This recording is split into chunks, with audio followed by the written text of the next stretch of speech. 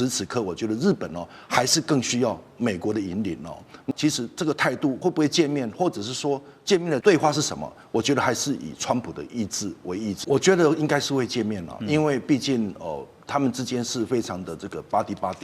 也让这个川普去这个中国呢也更有底气啊。那这样对中国而言的话，是形成更大的压力啊。因为毕竟现在这个美国呢对中国其实是一种威慑，是用联合的威慑的力道。那如果说有先争取到日本的支持，那当然去中国那谈起来。当然也会这个压制习近平的一个气焰。川普呢曾经被媒体追问会不会担心说解放军在一开年就进行这个清洗整肃，对于中美关系的稳定，或是刚提到的台湾议题上面有产生任何影响？川普的回应是呢，他密切有在关注这件事情，而他认为呢，习近平在中国大陆备受尊敬，习近平就是中国唯一的老板。还有一位领导人在这个美中元首会面之前呢，他是很想先跟川普来一场会面这个人当然就是日本首相高市早苗。那日本共同社也报道说，高市希望在川普访华前呢，先来安排与他的见面会谈，确认日美同盟关系的稳固，而且共同商讨对华政策。回顾这次日本的国会大选呢，我们看到高市在先前受访时也强调，他并不是主张，因为他针对了所谓台湾有事，日本就有事这个引发的冲突、引发的争议那他强调说，日本主动对中国大陆采取这个军事行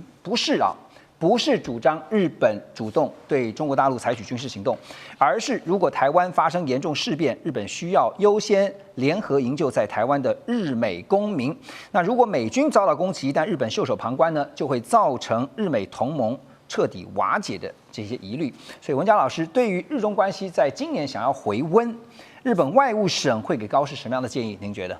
我首先来看其实这个日中呢，这个今年要见面的领袖要见面的机会，我想是非常之低可能性很低因为来自一个其实在2月8号，我想高市早苗领军的这个自民党改选呢也获得了胜利嘛那因为什么胜利？基本三个原因嘛。第一个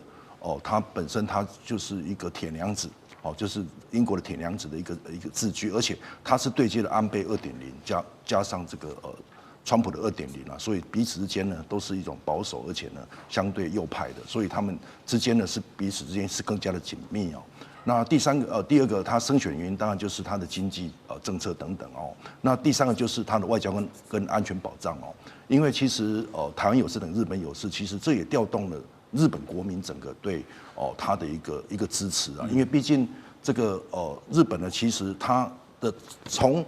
战前到战后，其实他都是以脱亚入欧他认为这是日本有优越感，那刚好高市早苗调动这个日本的优越感就是他要置于中国，不受制于中国，这个底气之下，这个自民党的在众议院的改选是当然是获得胜利嘛那所以这样的安排的话，可能就是说，既然是他对中国是强硬的，所以他此时此刻他也不容易去跟这个习近平去做一个见面此外呢，我想刚刚您所讲的是是有个梗就是我们记得那时候这个高市早苗10月21号就任首相接着1个礼拜就跟这个川普先见了面见完面之后才去见了这个习近平11月初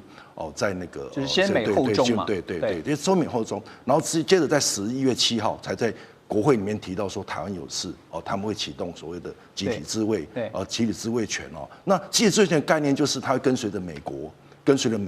那其实如果说一旦台湾有事，那当然跟随美国就是他会就发动所谓的一个后勤，或是说一个情报等等一个协助嘛。那我想说，如果这次呢，这个川普他当然希望去见了这个习近平之前呢，能够跟高市早苗来见面，来做个交换意见那这样子可能也能把这个不管是川普的意志跟这个高市早苗的意志，给它联合起来那当然对整个一个美国、中国跟日本3方面呢，其实是比较稳定的所以我想说呢，此时此刻我觉得日本还是更需要美国的引领那其实这个态度会不会见面，或者是说见面的对话是什么？我觉得还是以川普的意志为意志，所以有可能会排在川习会之前，高市就能够如愿的跟川普见上一面吗？您觉得？还是说通个电话？我觉得应该是会见面因为毕竟他们之间是非常的这个 body 哦，会见面，因为毕竟呢有这见面的3分情，那能够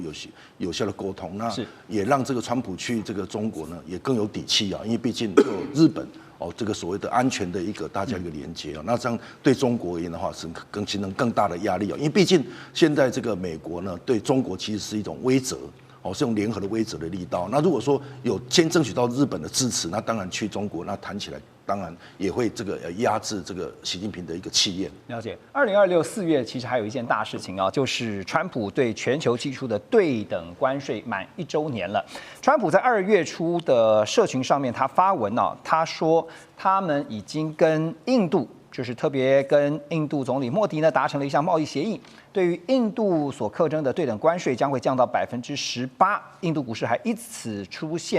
度出现大涨。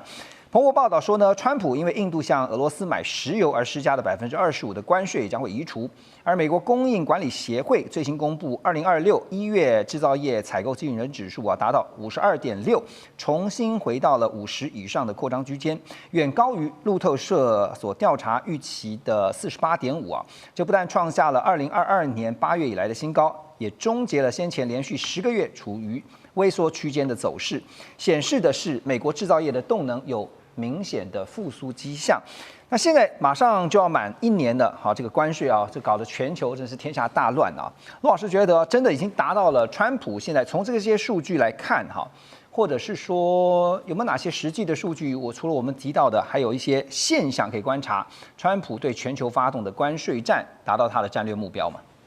我想他有局部的达到他的所谓的战略目标，因为他的战略目标当时有3个，第一个是减少他的贸易逆差，增加他财政收入；第二个是推动制造业回归美国；第3个能够重建他整个供应链的经济的安全。那在贸易逆差这方面还没有办法解决，因为美国去年2025年还是贸易逆差非常的大，这一点还没有办法在短期之内改善。那至于让制造业回归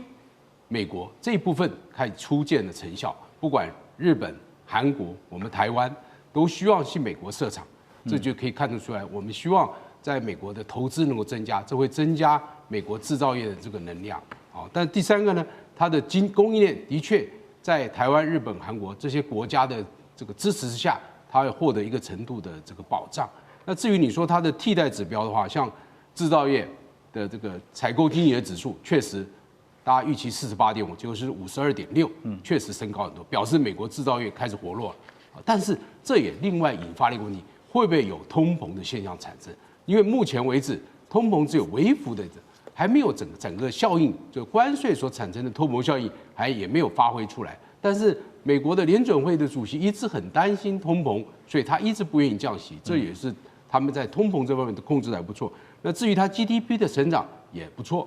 去年2.2到2.6之间那第4个呢，它这个在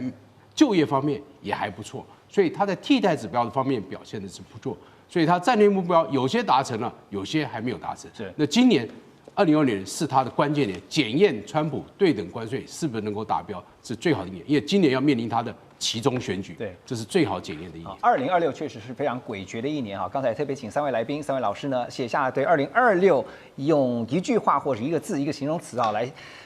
预判一下今年。来，我们来看一下黄老师，你写的是险这个几秒钟来讲一下为什么险。研究国际关系看得越多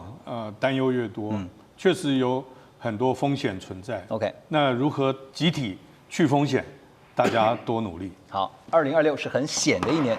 文甲老师是写变与不变。是不是看呢？其实从国际关系的角度来看其实一句话是能够这个道破这一句话的意思，就是没有永远的朋友，没有永远的敌人，就是变。对，那不变就是就是只有永远的利益就是不变。因此呢，我们在看到这个国际关系可能要讲到说每个国家都每个利益跟的立场。好，2026还是充满变的一年。来，罗老师，我认为是乱中还是有序，因为只要川普他是一个信奉，就是他不信奉多边主义，他信奉就是双边对谈的一个人，所以他认为大国政治可以解决很多问题。那如果他笃信这样的概念的话，那大国可以在很多争议纷争当中，譬如说2月4号跟这个习近平通电话，那习近平跟这个普京通电话，都是一种大国政治的一个方式来解决问题。那我们预计今年可能俄乌战争也会告一个段落，如果没有特殊的，因为目前看起来谈的都差不多了，我认为也会告。那至于川普跟欧洲的这个国家的关系呢，虽然是有一点混乱，跟过去美国跟欧盟国家的相处有点不一样，但是呢，我相信还是有一定的规则可循。只要这欧洲国家找到跟川普的相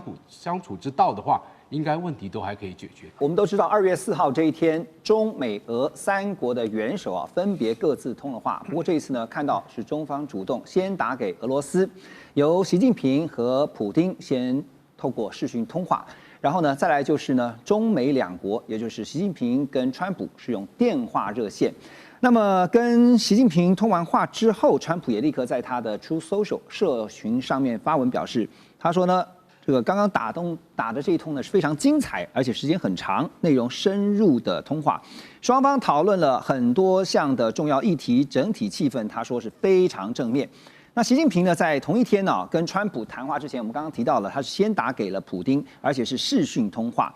人民大学国际关系学院的教授叫做金灿荣他就说呢，他分析这次习近平跟普丁、川普分别谈话有2个重要的背景，第一个就是俄美的新削减战略武器条约到期了，全球战略稳定会因为这个条约的到期而受到挑战跟冲击。第二个就是伊朗的局势是重中之重，美国其实很想把伊朗拿下，但是呢没有十足的把握。上一段我们特别提到了，现在伊朗议题呢，美国是很小心翼翼的在处理。所以黄老师这次在通话上面顺序很重要，先打给普丁，再打给川普，而且呢跟俄方是视讯通话，跟美方是热线通话。营造的，我们刚才提到了1+1是大于1的，有这样的一个态势吗？新3国吗？其实，通话的顺序北京方面可能有一定的想法，可是真正发生视讯通话或者是通了热线电话的时间点，也不是北京一家说了算，有可能是大家配合这个大陆领导人习近平的时间，也有可能是他们自己在忙，所以先后顺序有改过。在国际外交上面那个事后诸葛当然不少，但是有很多事前没有预判的巧合也很多很多。所以我自己在资讯不完整的情况之下，我不敢说是不是北京就想好了，然后俄罗斯跟美国配合他的时间，这是第一点。第二点，那金灿荣讲的那2个议题是想当然耳嘛，一个就是这个 START 就是财务条约，时间到了，美国已经讲了很久，就是说现在中国大陆的这个核子弹道飞弹核能力，不断在加强，那么会不会因为加强改变中国大陆原来的永远不做第一级的这个核战略会不会改变？这个是美国比较担忧的。对，那当然中国立场。你们核弹那么多，我才几百枚，美国是最多的。然后你现在硬把我拉进来，就想要又用什么以规则为基础的什么东西规范，到时候又限制我的核武发展。那中国大陆要做核试验，美国川普也想做核试验，对，所以今天俄罗斯就算想要叫大家说先续约或者什么，还是有很多的困难。那我觉得伊朗是这次通话的关键因为就是那个所有部队已经开在家门口了，会不会打起来？我觉得俄罗斯跟中国在伊朗的利益，还有很多中东他们过去的所部署的这种战略伙伴，伊朗本来就是中国、俄罗斯、伊朗跟巴基斯坦被归为4个，就是引起世界动乱的这个轴心嘛。对。那伊朗如果真的也像在西半球一样，这个被美国的这样子一下子压制住的话，那对中国利益损失太大。OK， 这个问题邱老师怎么看呢？因为刚刚我们特别讨论到说，虽然顺序上面是颇有令人玩味之处但我相信像黄老师之前我们也曾经讨论到，先前的预备一定都是双方的幕僚都已经讲好的所以才会按照时间这样来打它要营造出的是一个什么样的氛围？我觉得其实从今年年初，应该大家会从去年的年底到今年的年初，从委内瑞拉的事件，那大家应该会看得比较清楚，因为我记得我们以前在节目里面就一直不断在提醒大家，就是目前现在整个全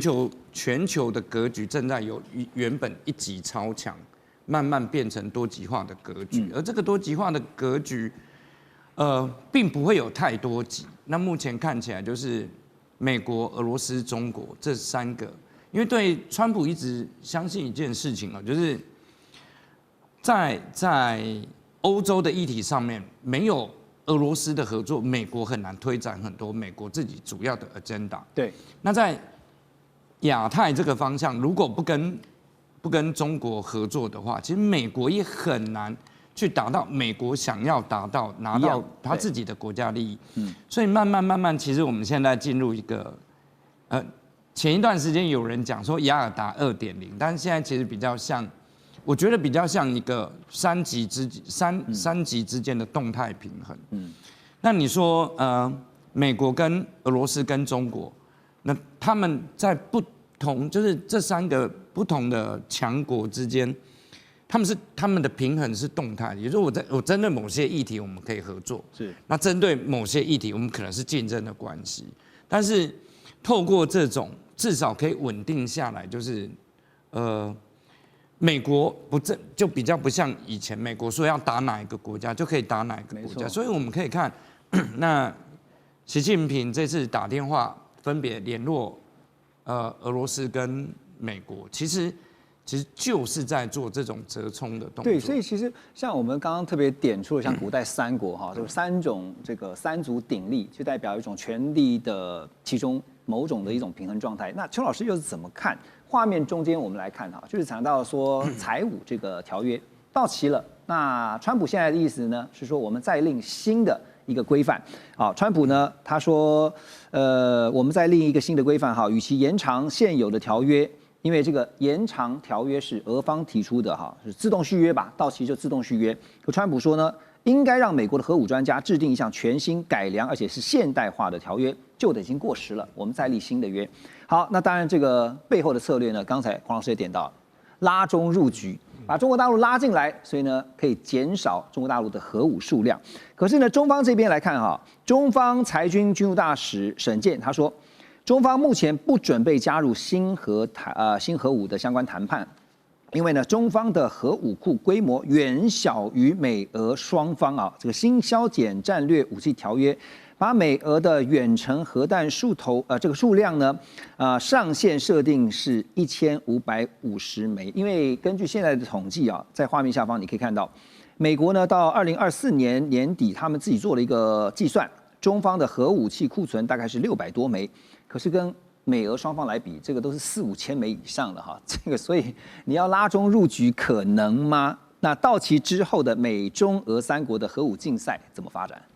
第一个就是我们要知道，维护一个很大的核武库是很花钱的。对，不管是美国还是俄罗斯，那以前我们经常笑俄罗斯的国防预算，陆军或者是海军跟空军拿到分配到都很少。俄罗斯最主要，他们的年度国防预算大头都拿去维护核武了。同样对美国也是一样，所以你拥有一个7000枚、6000枚这么庞大的核武库，是非常消耗资源，而且你说实在，你这么多核弹头，其实你根本没有办法用。为什么？因为一旦发生核战，那可能600枚之后，地球就不见了，你剩下来那么多也没有用。是。那这个是我想要先让大家知道，就是核装置的数量并不是越多越好，因为其实我们在这个领域里面，我们讲求是有效的核装置，也就是你可以投射到对方的领土上，而且可以保证把你所想要摧毁的地方摧毁，足够这个数量就好。但是这个数量要多少，就关系到这3个核武强国，或者是所有拥有核武国家的，他认为的敌对跟他认为的核威慑战略。那比如说对朝鲜来说，朝鲜它的核威慑战略就很简单，谁打我打日本。所以它数量不需要很多，那它只要维持这个数量就好。但是对美国、俄罗斯跟中国，其实都必须要考虑说，那这一波之后，美国的盟友手上有核弹头的，会不会对我反击？对，所以它永远要估计更高的数量。那这个是先让大家了解说，核威慑这个战略跟一般是不一样。对，但是中国一定不会谈，为什么？你们现在一家有7000枚，一家有6000枚，你们来跟我这个只有600枚谈，那可以啊，我们可以谈。那请你们先把6000枚削减到600枚。对，我们大家都一样嘛，都600枚，大家都一样。因为你降到一样的程度，我们才能谈。所以你看，中方现在已经表态了嘛，说这个现阶段是不适合进到这个所谓的新合约里面哈。这个真的是谈来的哈，但是现在有一件事情也很值得玩味哈，就是日本方面，我们看到2月8号日本众议院的选举要投票，那么川普呢在2月6号这一天他也发文，他就针对这个日本的首相高市早苗啊，他就力挺他。在贴文当中，他说这次选举的结果对日本的未来非常重要。高市早苗证明他是一位坚强、有力又睿智的领导人，而且他真心爱护自己的国家。他也提到了一个日期，他说期待3月19号欢迎高市到白宫。啊，这个是在为高市助选吗？还是已经确定了高市应该就是要胜选无误了？南华早报独家披露啊，高市早苗发表台湾有事论这个几天之内呢，中国大陆方面呢立刻召集了东南亚各国使节，举行了一场会议，那支持中方对高市言论的立场，也希望能够凸显呢对于这个日本方面这高市早苗引发的争议言论呢，那表达一定程度支持中方的力道。那现在我要来问的就是说呢，川普他点了一个日期，3月19号这一天哦，那也就是在4月他访问中国大陆之前，他会先见高市早苗。不过当中令人玩味、有蹊跷的，会不会是他要先跟高市说些什么？因为现在中日关系是非常的糟糕，他是要下一些指导棋吗？你觉得？我觉得不用，这个日期的安排不用太过度分析了，毕竟美国跟日本是盟友啊，美国总统跟日本首相每年会几次见面，不管是双边的会议或者在多边组织高峰会等等的场合都会见面，所以其实每年都会见面几次了。而且其实现在已经确定了高市早苗会继任了。那对川普来说最重要的是什么？不是日本对台湾的说法或动作，那是什么呢？贸易协定啊，钱会不会到位呢？你现在你连任成功，那去年前的贸易协定就要开始履约了。对啊，钱呢？日本答应投资美国那么多钱了，对不对？答应买那么多美国东西。因为之前本来说权力还不够稳固，所以现在川普的想法是：好了，欢迎你。恭喜你选举成功啊！欢迎你再来白宫，恭喜你全面执政。接下来就请你履约，是这样子吗？对，所以其实对川普来说，他看日本，他看高市早苗连任成功，那重点是钱呢，真的。所以不会谈到中日关系，你觉得吗？当然，尤其是幕僚团队是会鼓励，会希望总统会在这个议题上花很多时间。但是我们都知道，川普在看各国的美国的跟各国的关系，以贸易为主，而且对川普来说认真一点，对他来说有几个去年贸易协定最重要，那是欧盟、日本跟南韩，因为这几个都有承诺好大金额的投资，对美国好大的投资，对不对 ？OK， 所以当然在其中选举前，他希望日本、南韩、欧盟的钱到位了。好，所以接下来有一个观察的时间点，就在于说3月19号高市见了川普，川普到大陆去见习近平这一段期间，日本方面会不会有什么特别让大家觉得在中日关系上面所做出的一些调整或变化？在去年4月，川普对全球发动了这个关税大战，美中经贸因此打得如火如荼。在经贸的领域啊，在这边呢就有2张牌可以说是被打到了极致，包括了大豆牌跟稀土牌。那大豆呢是刚刚关系中国粮食的安全，还有美国农民生计，当然就是跟美国年底的期中大选很有关系啊。还有是稀土呢，是掐住了美国军工的命脉。也是呢抗衡美国科技围堵的一大利器。而在今年，习川两人呢预计总共会安排4次的会晤，如果没有意外的话，最快的一次就是在4月初。现在甚至还说呢，日期有可能会提前到3月31号这一天呢。川普先访中，在北京和习近平进行元首会。那么南华早报呢，最近他们也披露了，美中似乎都有默契，准备把双方呢在先前在韩国釜山达成的贸易休战协议再延长1年哦。倩姐怎么看在今年一整个2026大局之下的中美互动？现在我们刚刚特别提到了贸易休兵有可能会延长啊，你也是这么认为吗？今年我觉得两国中间会进入一个好像春秋战国时代的报聘关系的报聘模式的年啊，就是聘问模式。因为如果我们仔细去看呢，上半年的川普访华跟下半年的习近平访美，都是两国的元首亲自邀请的，所以它不会有什么变数。但是它中间可看之处还有很多。首先我们要说呢，整个大棋局里面，今年是一个绝对秩序的变动年。从2025年的4个主要的变动的这个基石被敲松软了以后。2026年的1月3号，又把整个的地缘秩序呢全部重新改写。WEF 在欧洲呢也把地缘经济跟地缘政治相关的这些规则全部改写。所以你连慕安会议啊、慕尼黑的安全会议里面，大家都说旧的秩序已经没有了。所以当你有一个这么大的变动的时候，就好像我们的春秋战国时代，你今天说马上就农历新年嘛，我们拿点中国人智慧来说。在这种聘问模式中间呢，就是几个大的强国中间，彼此有很多的征伐，有很多的这种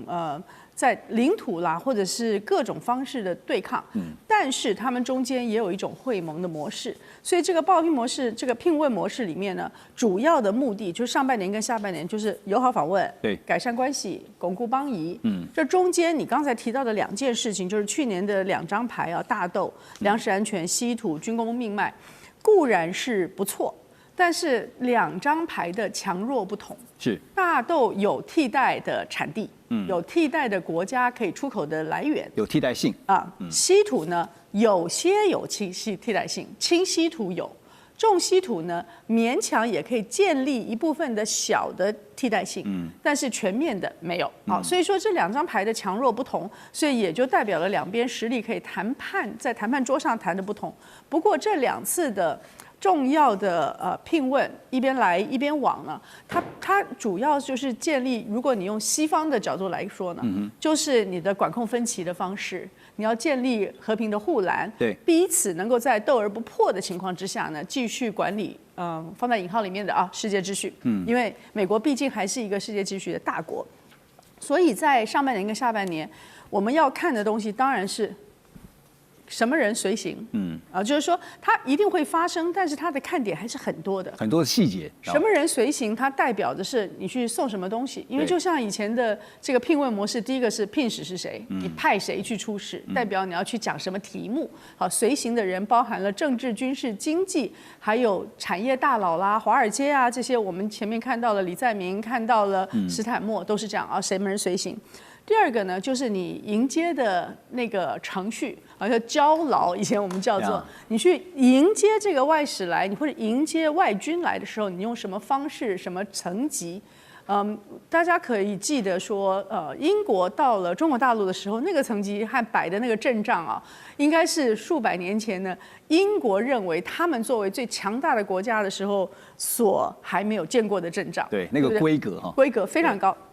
最后呢，就是你还要送什么礼物，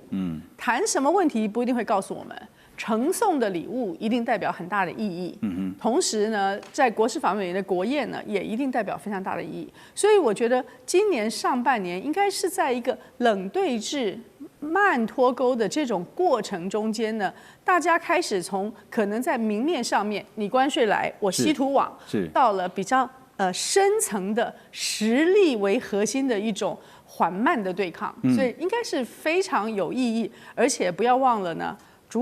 第一个主场是中国。对，这个大棋局啊还有的看，而且是一整年啊。虽然说现在马上2月就要结束了，接下来还有10个月啊，这个会有什么样的变化？当然，现在全球最瞩目、最期待的，也就是4月要登场的习川会。那刚刚讲说大豆也好，稀土也好，如果说大豆跟民生相关的话，那稀土呢，当然就是跟军事安全、这个国防的战略科技啊，都有非常关键的影响。好，最近也看到一个震撼的一个消息，就是美国 F-35战机呢一度传出说，因为稀土的供应受到阻碍，造成了交机出现了异常。甚至呢，连战斧飞弹的生产链啊，都必须仰赖盟友回收废料来维持生产需要的板料啊，这些相关的料件。那面对中方的稀土优势呢，川普也推出了所谓的金库计划，那也就是呢，要砸下上百亿的美元来备料，而且呢，还要来入股一些相关的采矿企业，企图要建立一个本土，就是美国本土的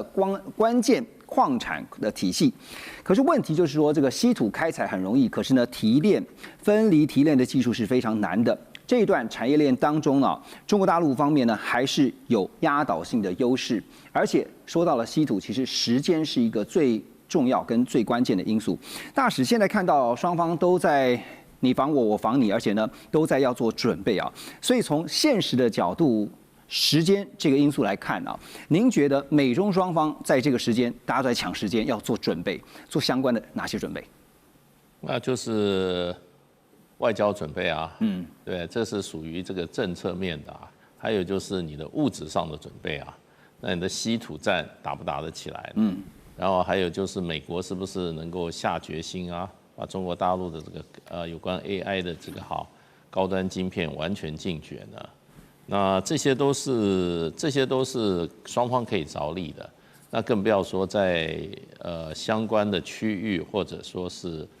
一些冲突里面，那直接对立也都有可能啊，都有可能啊。所以其实美中关系，我觉得现在来看的话，我甚至不用一年来看或2年来看，我用每个月来看。因为每个月有变数，都可能影响美。现在要拉近到每个月的进度。因为以川普的作为来讲，川普是这个，我不能用星座，不要用星座好了。川普是这个，他是怎么讲？变化性很强的，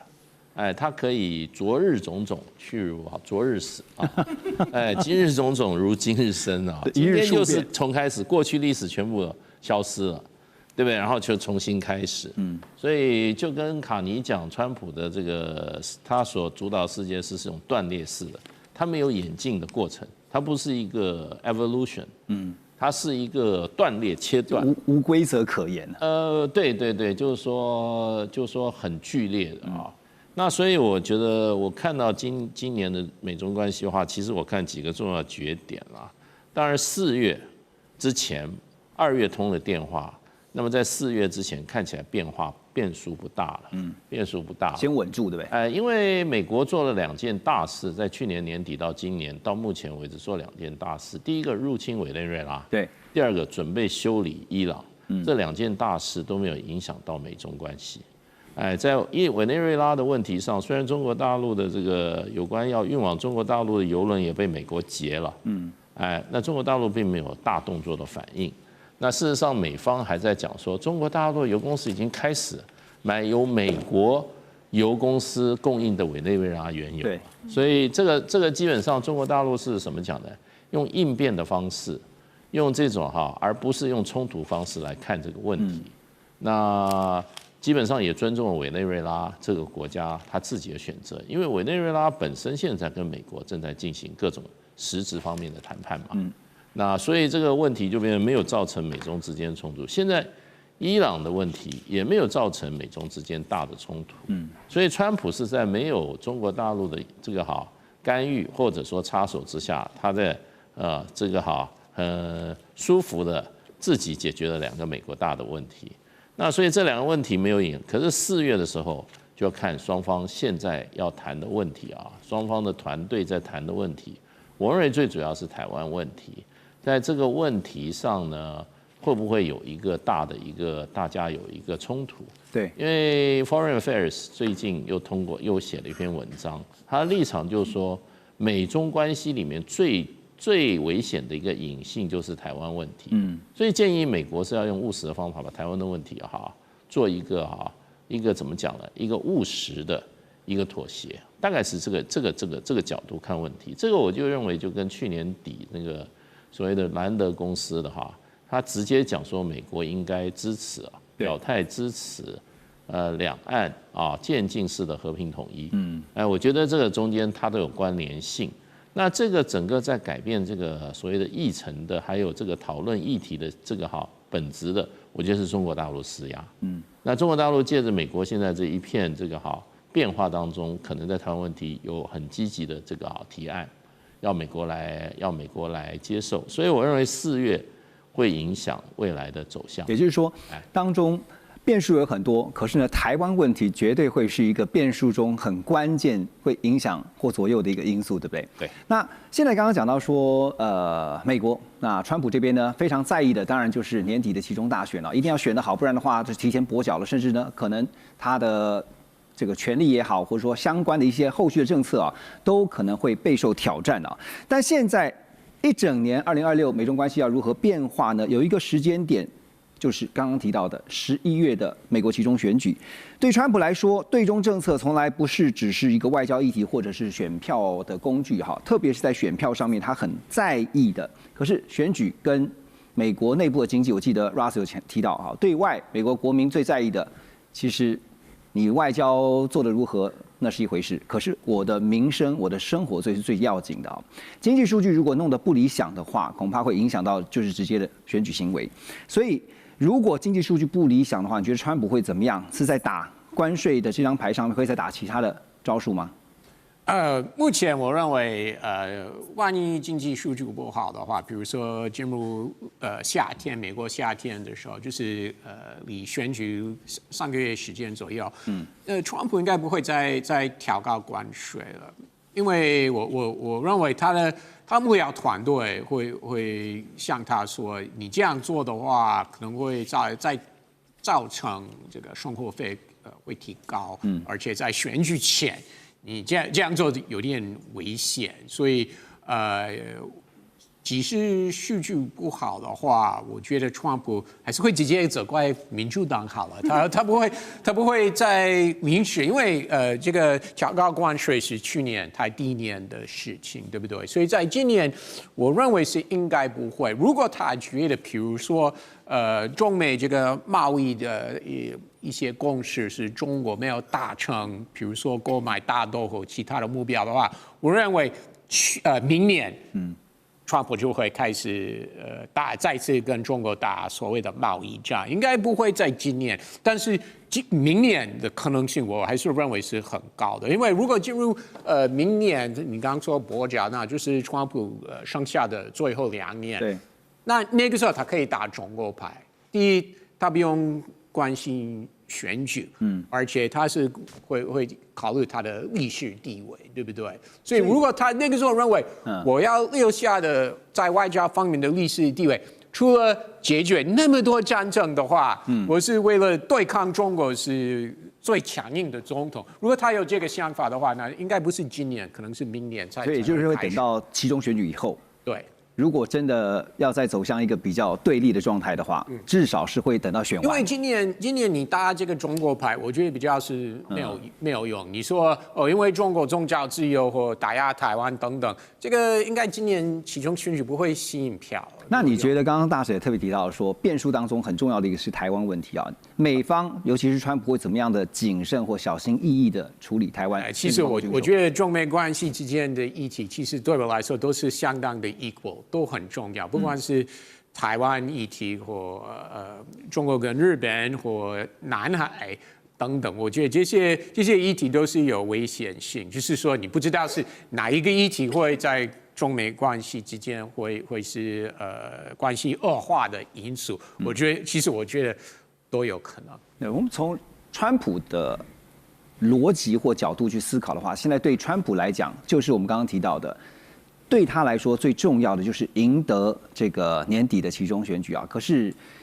要能赢得选举呢，很重要的一个关键就在于经济。中美俄3方的元首呢，各自通了电话，这是由中方主动，他们先安排了中俄2国的元首，也就是习近平和普丁的视讯通话，再安排了中美也就是习近平和川普的电话热线。那外界一般的看法，现在多半认为啊，这些电话当中谈的其中有一个重点是伊朗，还有一个就是台湾议题。那川普在事后，也就是4号这一天呢，在社群媒体上面发文表示，他跟习近平完成了一场非常出色的电话会谈。他说呢，这通电话历时比上次还要长，内容也更深入，双方讨论了多项重要的议题，整体的气氛他觉得很正面。至于具体议题谈了什么，他的发文中是说，像预计在4月要访问中国大陆的行程，还有台湾议题、俄乌战争以及伊朗当前的局势。另外就是中方向美方采购石油、天然气、大豆等相关议题呢，都有交换意见，所以难怪这个电话打得比较久。好，那其中台湾议题谈了什么呢？根据新华社的报道说，习近平向川普也表达，台湾问题是中美关系中最重要的问题，美方务必慎重处理对台军售的议题。看来台湾呢，也是这场电话会谈当中相当重要的部分。而川习两人谈到了台湾的军售，现在台湾方面呢，国防部表示啊，美国政府已经针对部分项目提供了发价书草案。我方必须在3月31号支付首期的款项。那在野的国民党副主席萧巨岑最近就点名 AIT， 他说 AIT 请不要干涉台湾内政，并且说 AIT 的台湾处长啊就是古立言，在美国整个国务院的体系呢，他的位阶只比科长大一点，但台湾呢却被比司长小的官员，也就是古立言呢要求这个要求那个的。我们怎么看2026？因为对美国来说，今年还有一个非常重要的，就是在年底11月的期中大选。好，那2026的中美大交易怎么看呢？川普那需要中国大陆方面如何给力？特别这次习近平在跟川普的电话当中，大使我们听到了习近平他点名的一项就是对台军售，虽然没有明讲，不过呢提醒了美方要好好的面对这个问题跟处理这个问题。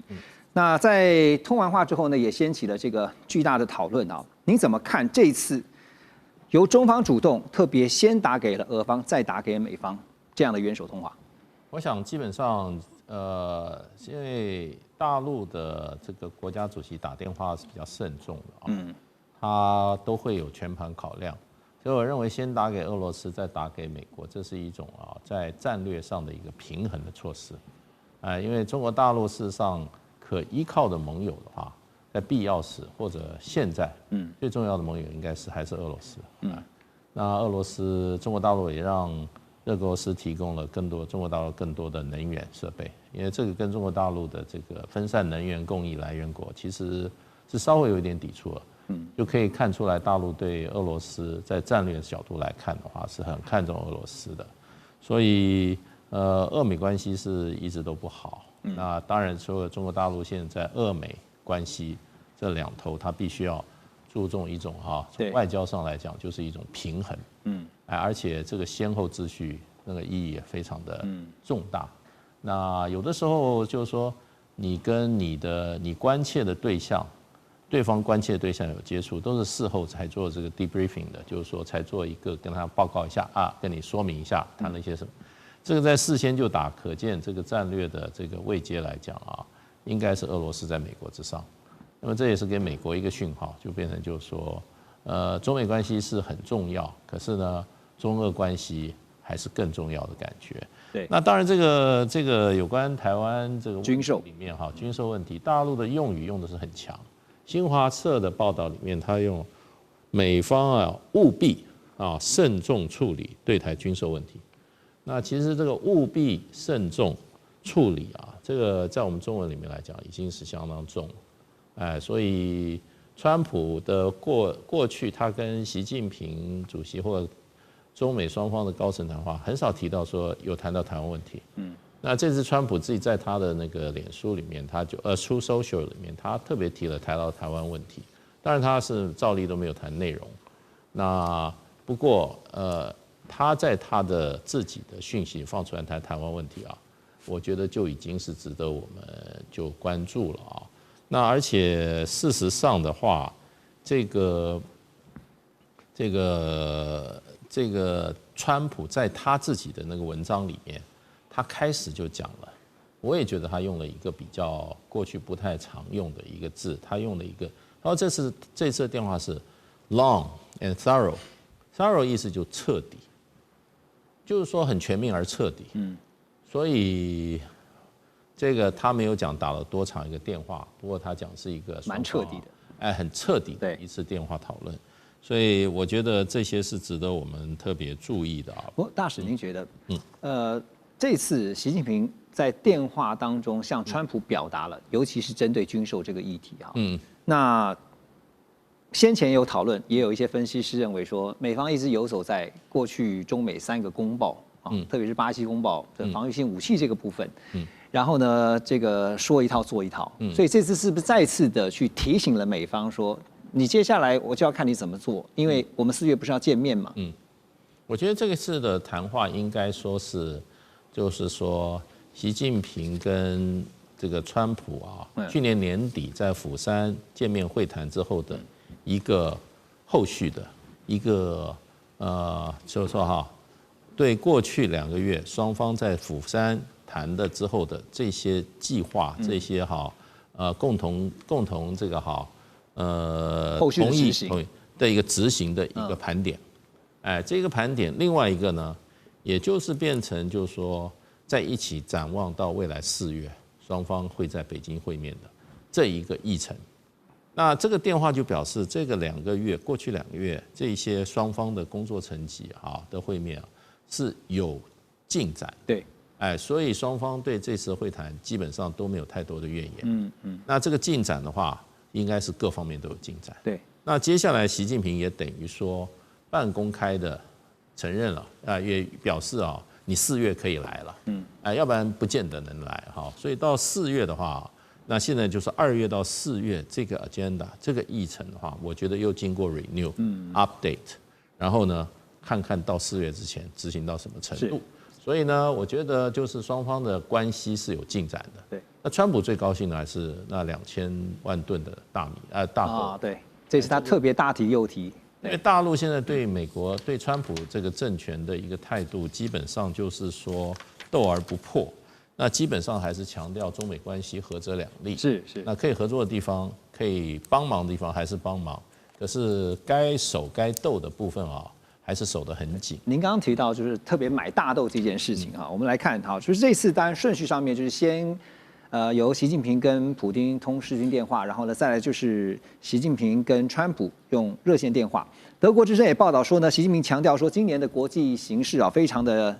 严峻，而且呢愈发动荡。作为负责任的大国，还有联合国安理会的常任理事国，他说中俄2国都有义务推动国际社会坚守和平、公平、正义，然后呢维护以联合国为核心的国际体系，还有国际法基本准则。另外，刚刚讲到了说，在这通电话当中呢，那川普也说，中方正在考虑增加对美国农产品的采购，包括这一季要把大豆的采购量提高到2000万公吨，下一季呢也承诺要采购2500万公吨这次电话当中谈的都是大豆采购，那是想为其中选几加点分数吗？因为都没有提到科技啦、辉达啦、高科技相关的。汉阳老师，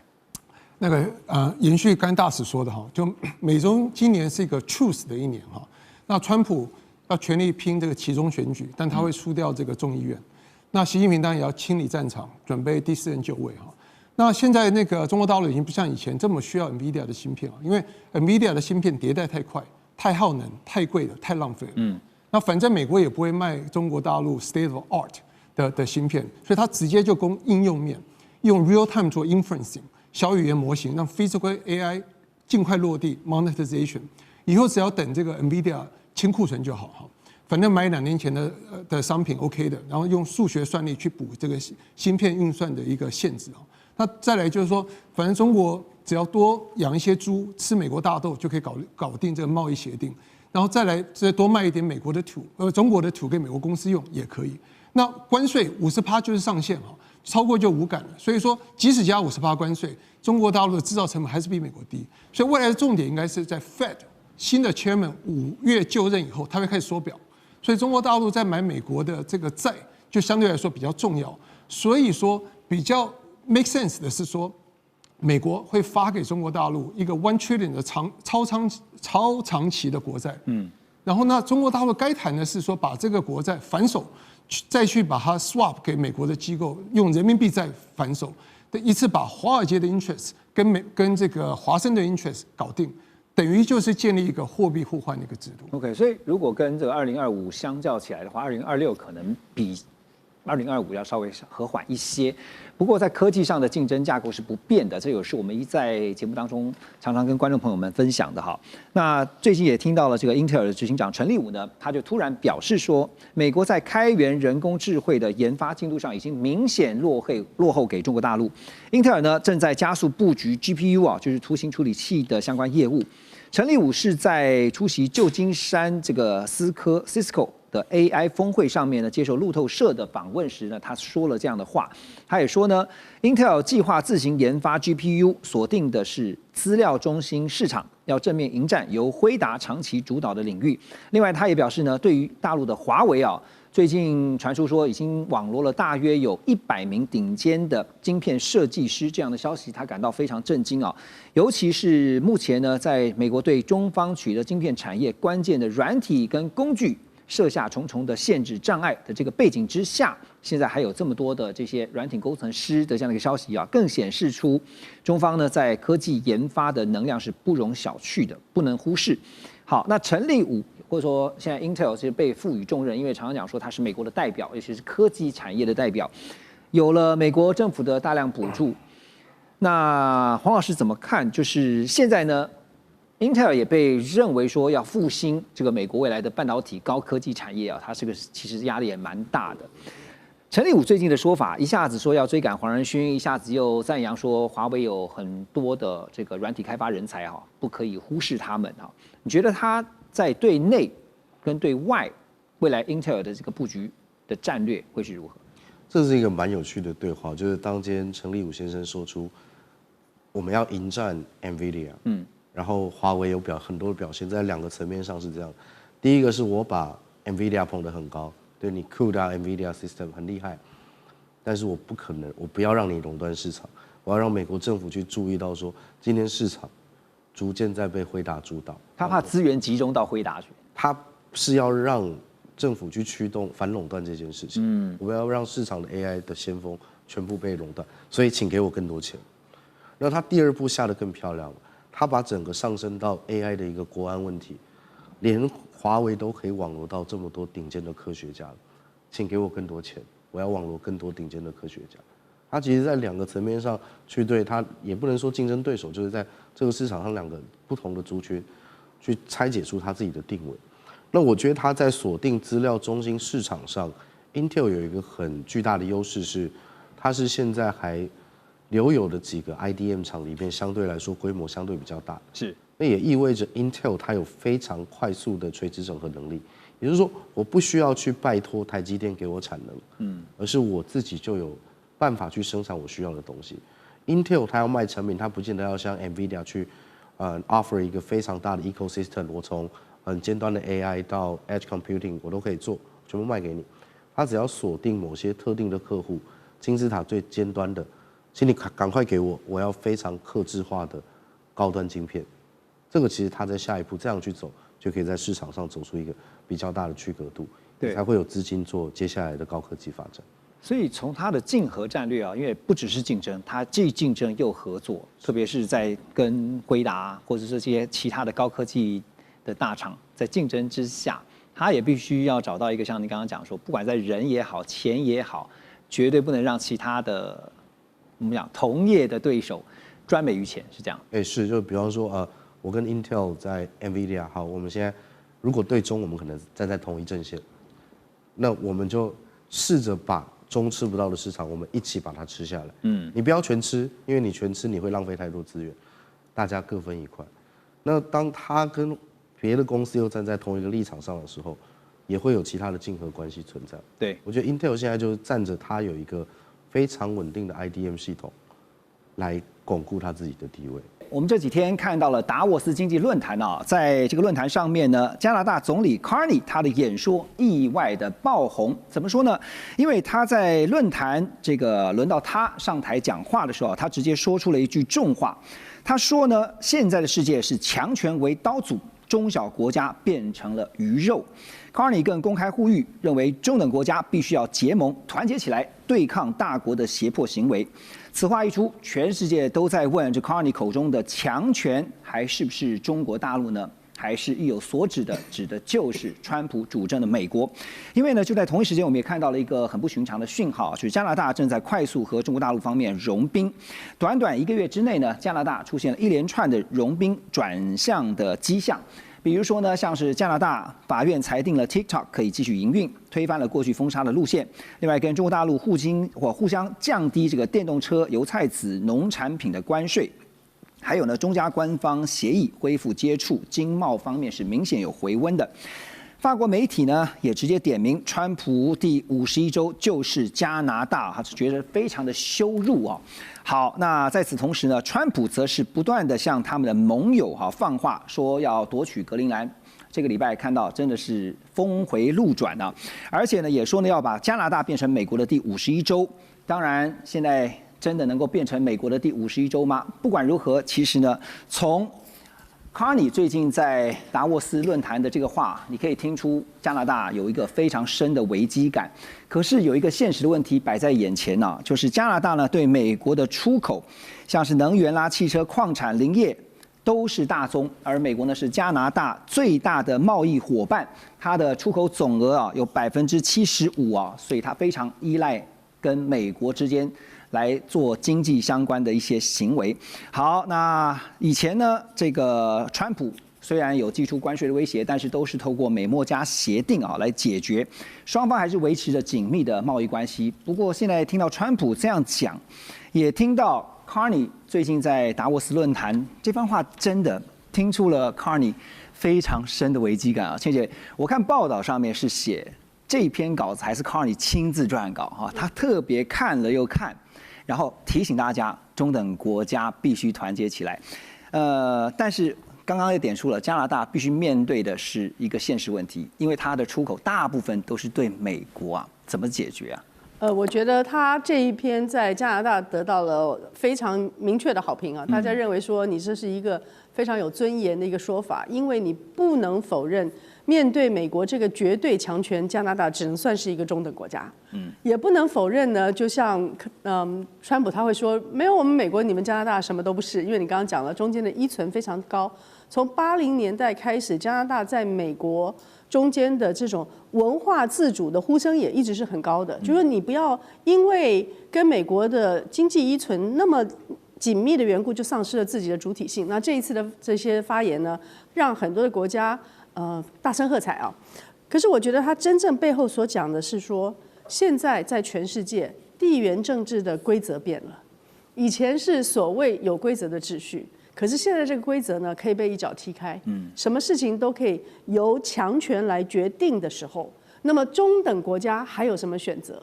那另外有一个它的具体作为的地方，包含了你刚刚讲的 TikTok 啦、电动车的开放啊、恢复接触呢，是说地缘经济的重要性增加了，同一时间它的风险也增加了，因为美国会用长臂管辖，会用刺激关税的方式呢，把地缘政治的实力移转到地缘经济的实力，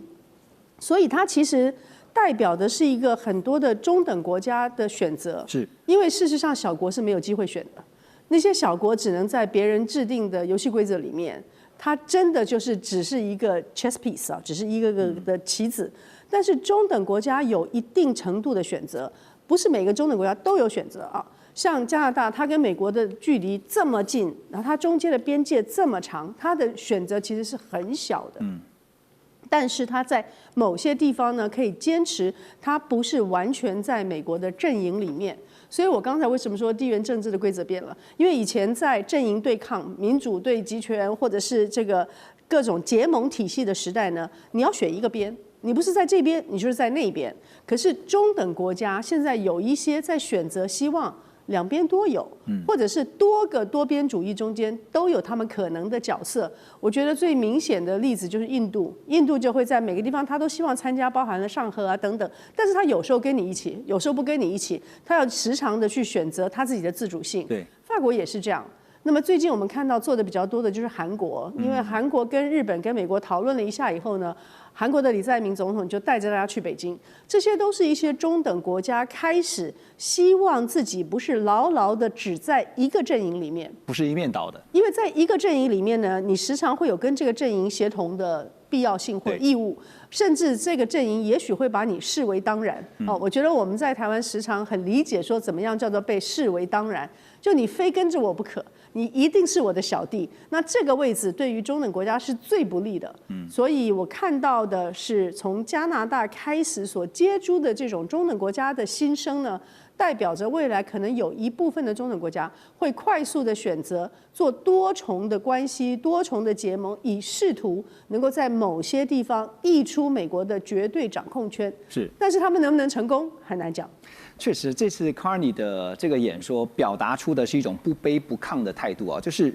有软有硬，可是呢，也是间接的转达了加拿大它是不畏强权的。可是实际上，像刚刚倩姐所提到的，他还是得面对他现实的经济问题。所以说，在经济上，他的战略会如何的调整哈？那当然，这个美国的盟友啊，其实不只是加拿大啊，刚刚也提到了几个。包括像南韩也是哈，这些盟国呢纷纷开始也做战略调整。今年1月以来啊，我们看了一下访问中国大陆或者即将到中国大陆去访问的国家，已经超过了有5国，像是南韩、法国、加拿大，接下来还包括马上就要来的就是英国的这个首相也要去，还有芬兰也会去。那这些国家呢，清一色都是美国的传统盟友，所以川普是一点也不担心，盟友就算走光了也没有差，是这样子吗 ，Ross？当然不只有这几个国家，爱尔兰也有去，爱尔兰也是本来就是跟美国相当接近了。大家都要赚钱哦，这个也是事实了，对，我们都知道这件事情，所以虽然这些国家有从川普1.0到拜登到川普2.0都有听到美国一些警告，比如说，尤其是在科技方面，比如说不要让中国不管是华为、中兴的设备，涌入在你们的5G 系统，或甚至以后6G 系统了。所以在对抗中国上，这些国家还是有跟美国的确是有合作。但是有关纯粹做贸易方面，他们还是想赚中国的钱，这个也是事实了。连川普也说了，加拿大你要跟中国签贸易协议，我也欢迎，我不反对啊。川普也这样说，所以其实我昨天有看到一个让我觉得很好笑的新闻，你们台湾驻加拿大代表接受彭博新闻访问的时候，他直接说：“你最好不要跟中国说的那么近啊。”不要跟中国加强你们的贸易关系。那请问你们台湾的第2大贸易伙伴、出口伙伴就是中国了。对，所以你们台湾外交官还警告加拿大干嘛？怎么会说别人呢？对啊，怎么还会说别人呢？对不对？对，所以其实很明显，大经济体或比较 advanced economy 还是想赚中国的钱。好，所以你提到一个重点，做生意还是要做的。对。那 Carney 这番话当然是提到了加拿大，因为现实问题，刚刚提到了超过70%的出口是到美国的，所以美国川普才会这么的这个怎么讲，就好口的说呢，你加拿大是靠我美国的，所以加拿大接下来经济战略会有些调整。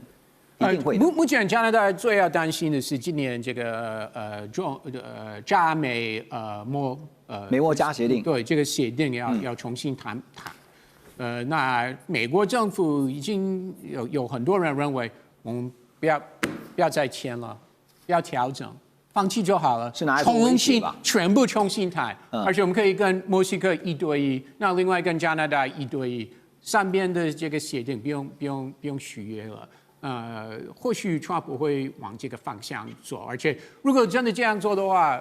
当然是会给加拿大好大的压力。即使最后达成新的贸易协议，那当然新的协议不会像目前或以前对加拿大那么好。所以加拿大真的是在准备这件事情，万一真的发生的话。但是好像川普还有他的贸易团队，真的是有这个想法，不要这个三边的贸易协定不要不续签。对，可以。你觉得真的有可能发生吗？很有可能啊。OK，还是说它只是拿来当做现在一个威胁的一个条件？但是川普还有他团队，他们在贸易方面是比较偏向有1对1的贸易协议，他们不希望有多边的贸易协议，所以或许会趁着这个机会，真的做一个，不管是跟 Mexico 或跟加拿大做一个重新的一个，就是有一个重新的新的架构就对了。现在看起来，确实川普的这个做法哈，都是走双边的，他不走多边的，很像这个。以前古代这个合纵连横，各个击破，他用的这个正好是中国的古代战法哈。那讲到加拿大，其实呢，加拿大最近还做了一个兵推，我相信大家在国际新闻上面也看到，就100年来首度模拟被美国入侵的兵推，结果这个结果非常的不乐观哦。结果是这样显示哈，正面作战几乎毫无胜算，陆海防线最快可能在48小时内就失守，最后呢只能够退回加拿大的本土打游击战，走阿富汗模式，苟延残喘。不过现在呢也看到加拿大在经济上选择跟中国大陆走得比较近啊，有一些合作，但是也立刻遭到美国警告，说就是我们刚刚提到的美墨加协定的谈判恐怕会生变，会有变数。贝森特美国财长更是抛出